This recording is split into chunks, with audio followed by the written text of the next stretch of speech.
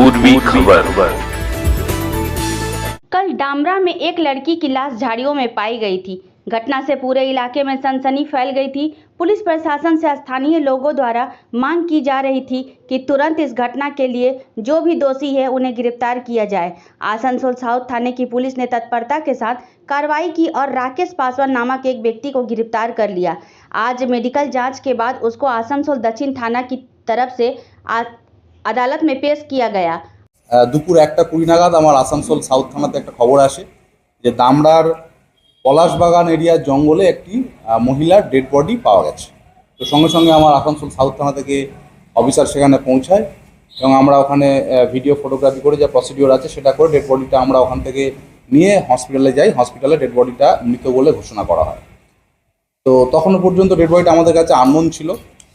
তো পরে গতকালই রাত্রে এটা দুর্গাপুরের গোপালমাঠ এরিয়ার একজন নন্দকিশোর পাসওয়ান আমাদের কাছে আসে, এসে বলে ছবি থেকে আইডেন্টিফাই করে যে মেয়েটি আমার মেয়ে, 19 বছরের মেয়ে রুমা পাসওয়ান।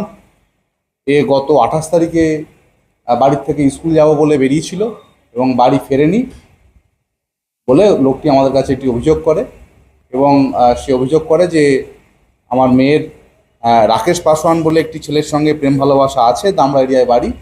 তো সেই ছেলেটি এই কাণ্ড ঘটিয়েছে বলে আমি মনে করি। তো আমরা একটা স্পেসিফিক কেস করি, মার্ডার কেস হয়। মার্ডার কেস করে আমরা ইনভেস্টিগেশন শুরু করি এবং এই গত রাতেই ভোর রাতে 3টে সাড়ে 3টে নাগাদ আমরা যে আসামি আছে রাকেশ পাসওয়ান তাকে আমরা গ্রেপ্তার করি। সে আমাদের কাছে কনফেস করে যে মেয়েটির সঙ্গে তার প্রেম ভালোবাসার সম্পর্ক ছিল বিগত 2.5 বছর ধরে এবং মেয়েটির অন্য জায়গায় বিয়ে ঠিক হয়ে যায় বা মেয়েটি এখন এর সঙ্গে সম্পর্ক রাখতে অনিচ্ছুক হওয়াতে এই মেয়েটিকে এইভাবে নৃশংসভাবে ওই জঙ্গলে নিয়ে গিয়ে মার্ডার করে। এর কথা মতো আমরা সকালবেলা মেয়েটির স্কুল ব্যাগ এবং স্কুল ইউনিফর্মও আমরা রিকভারি করে সিজ করি। একে আমরা আজকে কোর্টে পাঠিয়েছিলাম। আমরা একে পিসি পেয়েছি, পুলিশ কাস্টডিতে পেয়েছি। আরও কিছু ইনভেস্টিগেশনের বাকি আছে, সেগুলো চলছে এবং সেই পরিচয় থেকে আস্তে আস্তে এদের মধ্যে একটা প্রেম ভালোবাসার সম্পর্ক গড়ে ওঠে।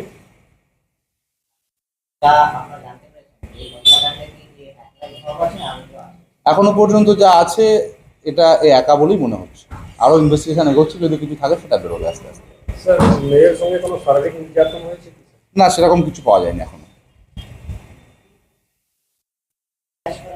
একে আমরা আসানসোল স্টেশন চত্বর থেকে অ্যারেস্ট করেছি গতকাল ভোরে।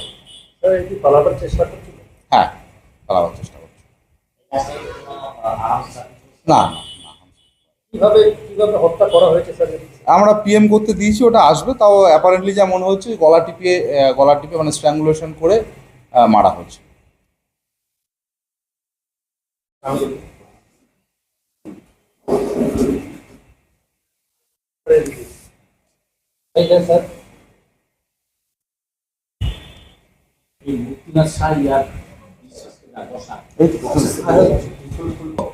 अब तक के लिए बस इतना ही। फिर मिलेंगे अगली खबर में। ऐसी और भी खबरों के लिए देखते रहे पूर्वी खबर। हमारे चैनल को लाइक शेयर सब्सक्राइब करना ना भूलें और बेल आइकन को दबाना ना भूलें और देखते रहें पूर्वी खबर।